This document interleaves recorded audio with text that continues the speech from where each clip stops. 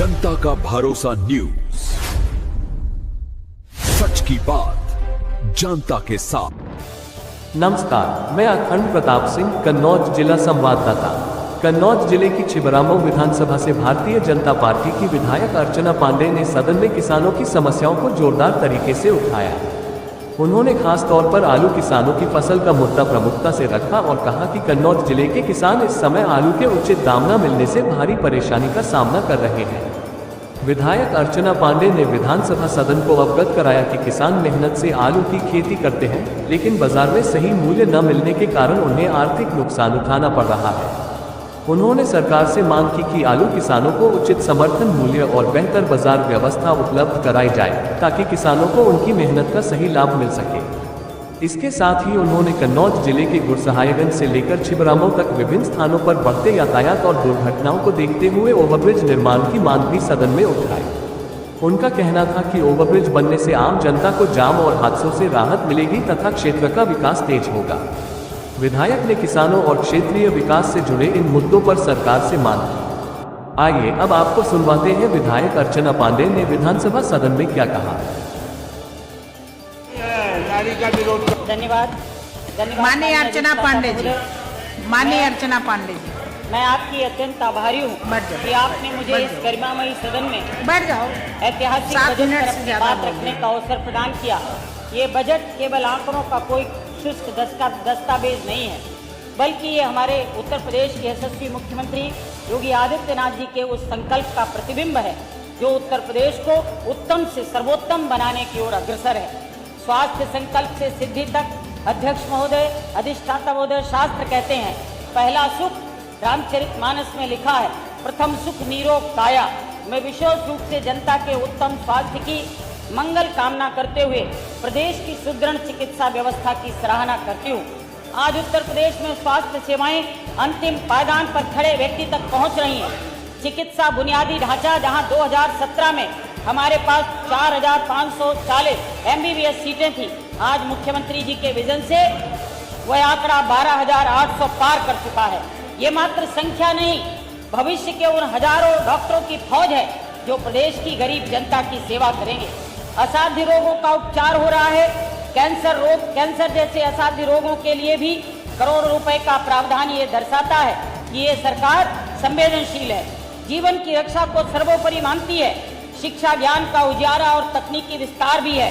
अध्यक्ष जी, शिक्षा वह नींव है जिस पर समृद्ध भविष्य की अट्टालिका खड़ी होती है।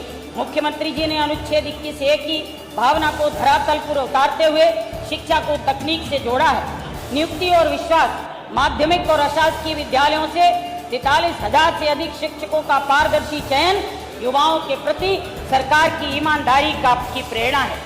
डिजिटल सशक्तिकरण हो, आर्थिक तमाम ऐसी चीजें हैं जिनके लिए मैं कहना चाहूँ तो बहुत लंबे समय तक इस पर बात कर सकती हूँ, लेकिन मैं समझती हूँ सदन में सबको अपनी बात रखनी है। मैं इतना ही कहना चाहती हूँ कि दृष्टि 2-3 प्रकार की होती है। एक विकारी दृष्टि होती है, एक शिकारी दृष्टि होती है और एक शिकायती दृष्टि होती है। तो सामने वाले विपक्ष के भाइयों को केवल शिकायत है, शिकायत की दृष्टि से बात करते हैं, परंतु जहाँ तक निष्कर्ष में अंत में यही कहूंगी कि ये बजट सर्वे भवन्तु सुखिना सर्वे सन्तु निरामया के ध्येय वाक्य को चरितार्थ करता है। ये उत्तर प्रदेश के 25 करोड़ नागरिकों के विश्वास का बजट है। मैं इसके लिए इस लोक कल्याणकारी बजट का पूर्ण समर्थन करती हूँ।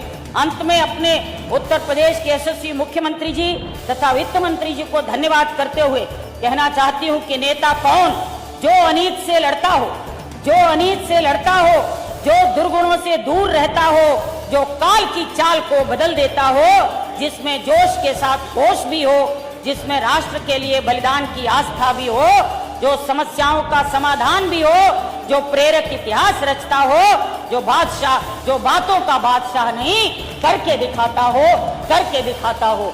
माननीय अधिष्ठाता महोदय, मेरी छिबरामऊ विधानसभा जनपद कन्नौज एक कृषि प्रधान एवं घनी आबादी वाला क्षेत्र है, जिसमें मेरे विधानसभा क्षेत्र की प्रमुख समस्याएं हैं। मेरे यहाँ आलू के किसान बहुत हैं।